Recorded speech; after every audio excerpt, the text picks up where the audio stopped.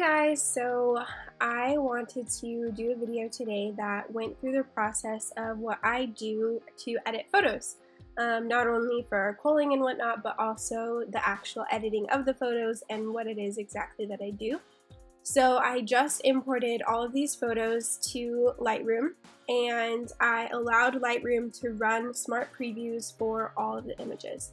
And the images that you know will have the smart preview is with these little arrows that go back and forth right here. But yeah, so let Lightroom do that because it's going to run way faster when you're sliding through each photo than if you don't allow it to do that, because it starts to lag and then we get that annoying little rainbow that goes around in a circle, and we don't want that. So now that they're all in here and they have all been built as smart previews, I'm going to go ahead and select all of them and then go ahead and view this just one photo at a time. And I'm literally just going to deselect the ones that I do want to keep and edit. So I literally just go through, and I know you can't see my keyboard right here, but I am genuinely just deselecting the one that I want to keep. So I'm going to go through all of these and deselect all the ones I want.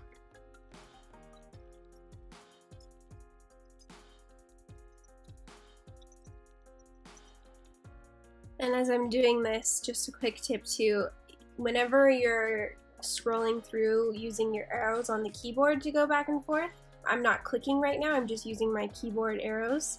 It will always put whatever photo that is selected in the middle right here where this arrow is. And I just keep my cursor there and I let my pinky kind of go back and forth between the arrows, my pinky and my ring finger, and then whichever one I want to keep, I just press and hold Command with my left hand and just do a quick little tap for, you know, what I want to save or keep.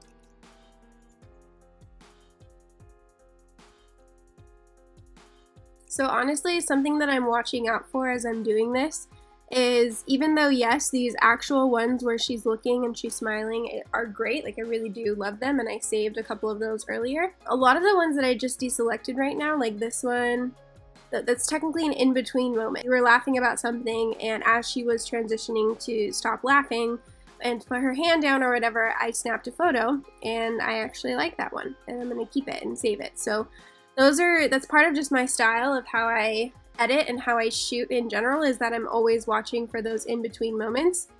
And so when I see them as I'm going through, I'm definitely saving those ones because they're exactly what I'm looking for.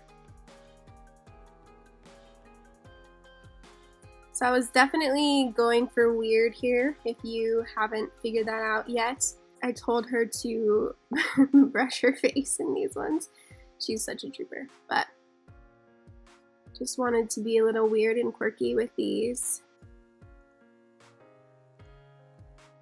Also, she totally didn't plan to match the rug with that shirt. She showed up and I was like, oh my gosh, this is perfect.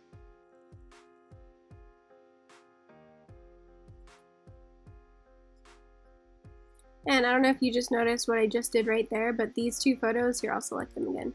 These two are pretty similar. The only difference is the angle and how it appears. And so when I have similar ones like that, I just find the one that I think is the best and just deselect it. Obviously, as I'm scrolling through these again, I don't remember exactly what every single one looks like. And so that's why when I first went through here, I was like, oh yeah, I'll deselect that one. But then as I went through again, I was like, actually, you know, I like this one, so I'm going to deselect that and reselect that so that it deletes the one that I want it to. Ain't she cute? Okay, again, I know this is an in-between one, but I actually kind of like it. I like the weird, not otherwise normally used photos for portraits like this. Obviously with weddings, you can't always keep those because not everyone understands like the art with weird, and they think like, why in the world does my face look like that? That's not okay. So you just have to be selective and use discernment whenever you have some of the photos where you're like, technically that's a funny face, but I actually kind of like it. And so yeah, so for more like formal portraits with like weddings and stuff, you have to be a little bit more selective about what you actually choose to keep, because again, it's a little bit more of like a formal setting, and so you want to make sure that you respect that. But with portraits like these, I could keep whatever I wanted to because, well, one, because I asked her to do this for me, but then two, even if you don't ask someone and they tell you right up front, like, you can do whatever you want, I want you to be artistic and creative and just do whatever, then you obviously, like I said, you have the free liberty to choose and pick whichever ones you want. Oh, see right here. So these two are really similar. One of them is just centered. So instead of keeping this one, I'm going to keep the centered one so that it saves me something to do in post. I'll do that one because your eyes are open better. I like that one, even though it was in between.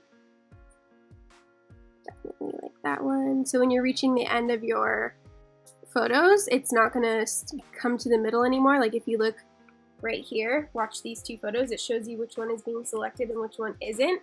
And the reason why it's not here, like I originally said, is because we're reaching the end, and so it's not gonna show up right there, but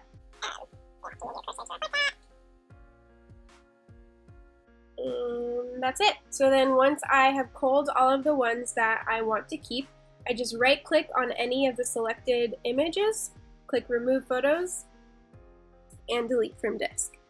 Now, in the beginning, you don't have to delete from disk. You can just choose remove from Lightroom, because that way they'll still remain on your SD card or hard drive or anything like that. But I personally upload my images as RAWs to multiple locations, and so the particular hard drive that I have plugged in right now is specifically for editing and for those photos. And so I click delete from disk because I'm going to be using this disk for a ton of shoots in the future, and I don't want it to get bogged down by images that I'm not, that weren't used in the final gallery. Like, I'm going to delete completely from that hard drive so that it runs faster and is more, just reacts better to what I want to edit. So now it's time to edit. So I'm going to go back to my very first photo and then click on develop right here. And then all of the presets that you either create or that you purchase are going to be over here on this left hand side. I personally use the Don Charles presets. I just use, I think it's pack. Oof. Here, let me do a quick lookup just so that I give you an accurate answer.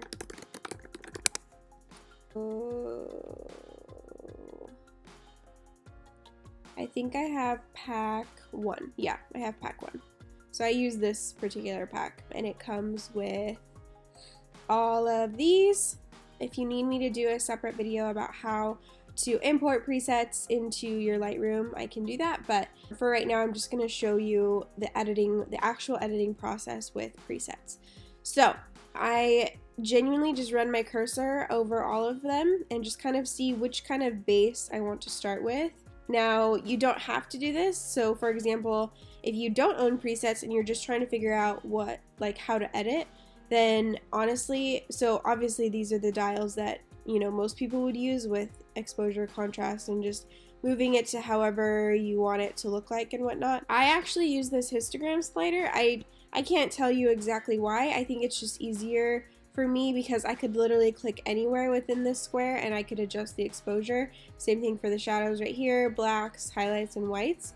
But with these, you obviously have to make sure you're on the exact dial, and because I'm using a trackpad, it's a little bit harder. I mean, it's not incredibly hard, but it is just a little bit harder to be precise every time you want to come over and move it. So I'm just here and I can look at the picture and know right off the bat how far I have to go. I'm not even looking at the histogram slider right now. And I can just go, versus if I was here, let's undo all of that. If I was here, I would have to look at each dial in order to make sure I'm actually moving that one. But again, it's obviously up to you. These are here to use. These are definitely there for you. I personally just happen to use this one. Anyways, so if you don't have presets, then this is where you would go. Obviously, like I said, this is exposure, contrast, highlight, shadows, whites, blacks, tint, temp, yada, yada, yada. So I personally tend to underexpose my photos as well as keep them on the warmer side.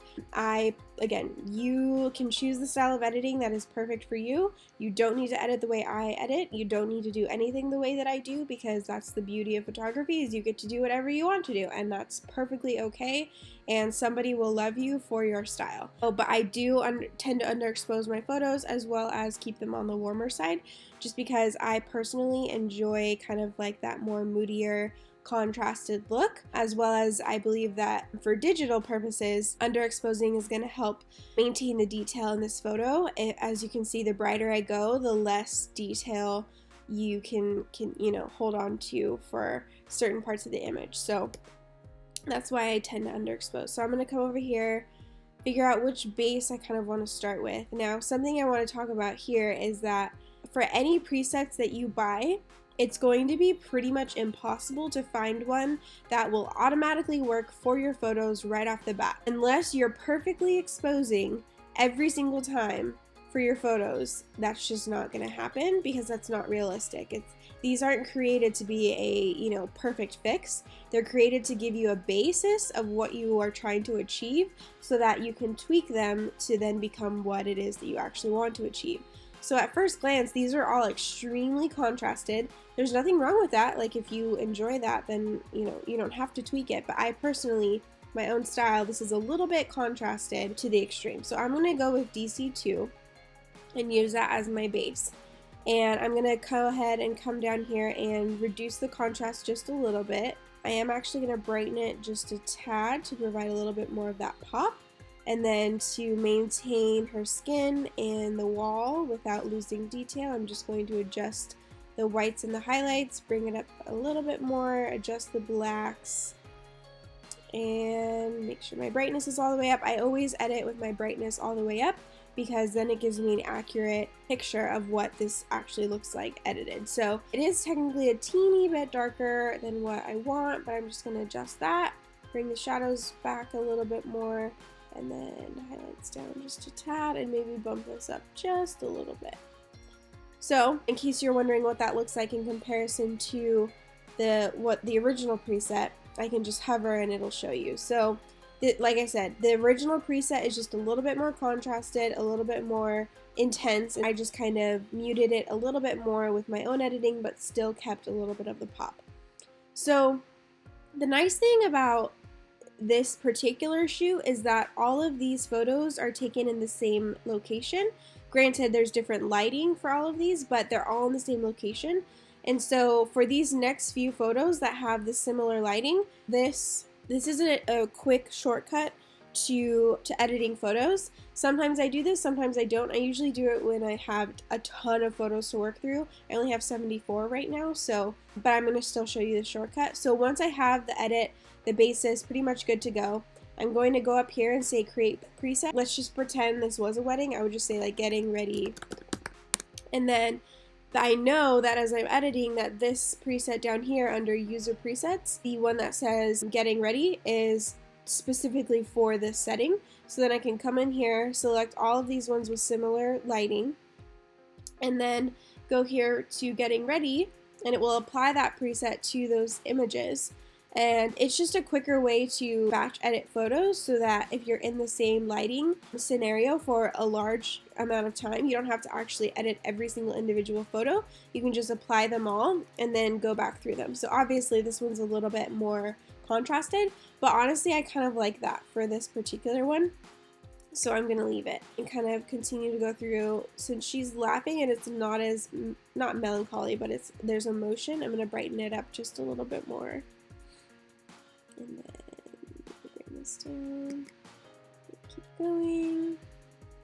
So the ones where there's not a ton of emotion, I think I'm going to keep it contrasted like that. Well, let's see, maybe just a little bit lighter. So right here, this is another example of batch editing in a sense.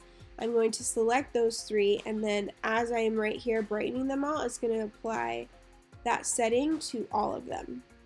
So they're all going to brighten. So then once I'm good there, I'm going to go back this way. But normally this is what I do. Right here, this is what I do. As I edit each photo, the settings are going to be saved for one click to the next photo.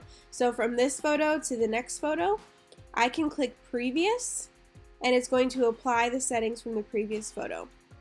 Obviously, if you're on an unedited photo and you go to previous and you try and click it, it's not going to do anything because you didn't edit the photo. And so just know that that only applies for photos that you actually have edited.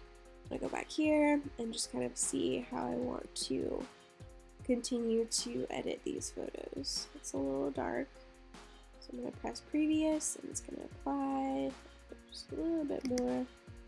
And then, so kind of the same thing as culling. My pinky, my right hand pinky is clicking the next arrow to the right, and then the rest of my hand is kind of hovering over the trackpad so that I can just quickly tap for when I'm, applying a preset to a new photo.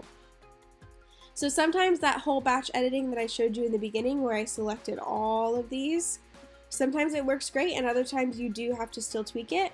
And so because of that, I still usually like to just go photo to photo, so I'm tweaking as I go.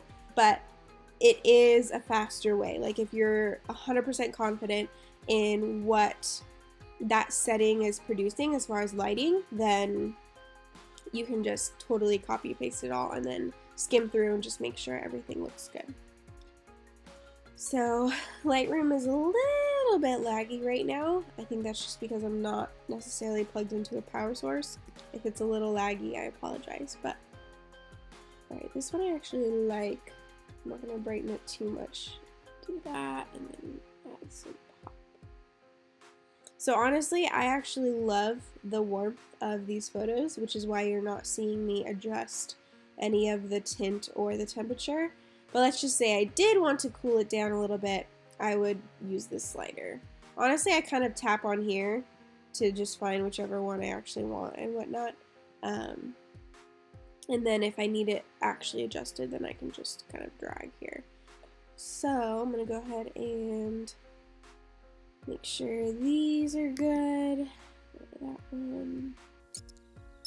And if you're on a Mac, pushing Command Z is going to undo your previous editing option. And then if you press and hold shift, so like I'm selected on this photo, right? If I press and hold shift and go over here, that's what's going to select all those photos. And then genuinely Command Z will undo whatever you just did, like whatever action you just did. So I just hit Command Z to undo that. Now that we're in a new lighting setting, we don't have the contrasted harsh light with shadows anymore. I'm going to go ahead and just apply the previous preset just to see what it kind of looks like. And it's not actually horrible. Yes, I need to adjust it, but it's not actually horrible. So I'm going to come in here, brighten it up. It's pretty bright. Let's see what's going on over here. Yeah. So let me do this instead. Let's see if So what I'm doing right now is I'm checking to see if the profile corrections are enabled. And what that means is that this little outer vignette is going to be corrected here in about 2 seconds. There you go. And so that it's just because lenses naturally kind of produce a vignette effect. And so I just took that off for this particular photo because I needed to be able to accurately expose for her face without losing the detail, without getting too dark in these corners, because then that's not going to look realistic. So now that that's taken care of, I'm going to bring the exposure back down and then play with the shadows a little bit to bump that up. Go ahead and contrast it a little bit more. And then what I'm actually going to do, because I want to maintain the coloring that's right here, but I also want to brighten her face a little bit more. So what I'm going to do is go to this airbrush option, and it's automatically going to appear with a certain size. But if you slide your fingers to the left and to the right of your trackpad, which I believe if you're using a mouse, moving your cursor wheel up and down, I think that should adjust it as well. But left and right for a Mac trackpad is what I use. And so I kind of just get a general, size for her face. And I just click, and it's going to create a specific editing look for that specific area that I have circled. So if you see here, her face brightened right here. So watch as I click and drag across her face, you'll start to see her face brighten up. There you go. I'm actually going to bring the contrast down a bit so that we can actually see the shadows there. And then her face is a tiny bit brighter than the rest of the picture, which is fine, but I actually want it to be a little bit more realistic. So because I brightened her face, I'm going to bring the whole exposure down just a little bit. And I think that's good. I might cool it down just a tad, because sometimes if it's too much one way, that also affects the way that the light is working with this photo. Alright, so I'm pretty okay with this. It is a little bit more orangey and warm than kind of what I think I would like it to be. A little bit pink, so I think I am going to drag this over just a little, and then just to kind of help with the overall setting.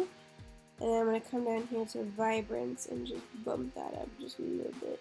So that, yeah, I think I like that. So from there, go ahead and just go next. Yes. The bummer with sometimes if you're using props, so like I have this glass object right here that kind of has that rainbow effect on it. So I was trying to just kind of get that here. It's not that it's not there, but sometimes when you lighten things up, it kind of loses that part of it.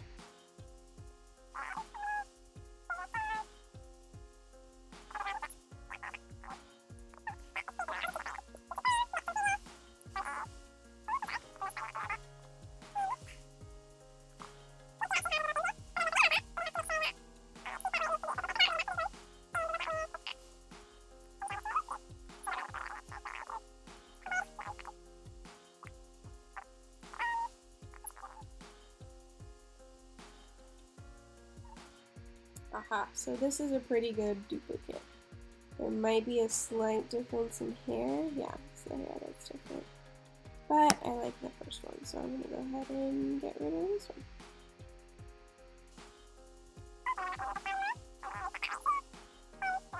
Now this particular preset does desaturate the yellows a lot, which is okay. There's nothing wrong with that. But I'm going to bring it back just because this flower is yellow and I don't want it to be desaturated. So I'm going to even bring up the greens a little bit as well. And bring it up just a little bit more. There we go. So it's still going to be a little bit desaturated, but I actually don't mind that look. Some people don't like it, and that's, like I said before, that's really okay. But now, this goes back to being, I don't know if I actually like this one, because it's not really focused on anything. So I'm going to remove that. And then, yeah, okay, so we do have some contrast. I'm going to come back to this guy, get that preset, come back to this guy so that it's copied, and then click previous, and it will paste those settings. Ooh, I like that, that's super cool. Except the green is very desaturated. So sometimes what you think is green technically has yellow tint to it, which is why there was no real difference when I moved this green slider. And it was the yellow that actually made a difference, because sometimes the green is just that particular yellow.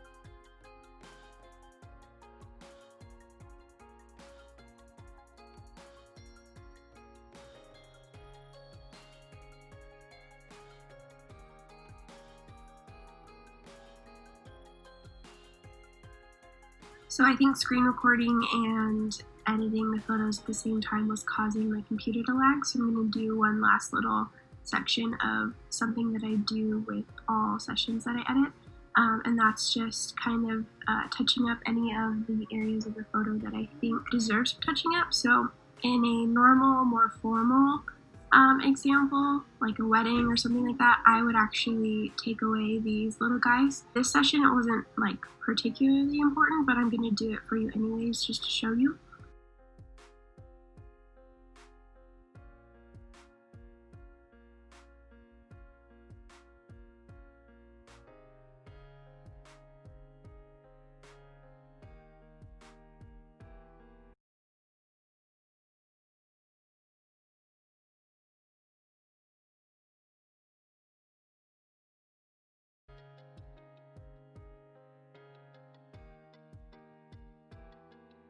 Okay, so I do that for all photos too. I usually go through and edit them all first, and then go back and kind of look for those details and kind of get rid of them. So I did that for that one, and I'll kind of finish up with the other ones right here as well and show you guys that.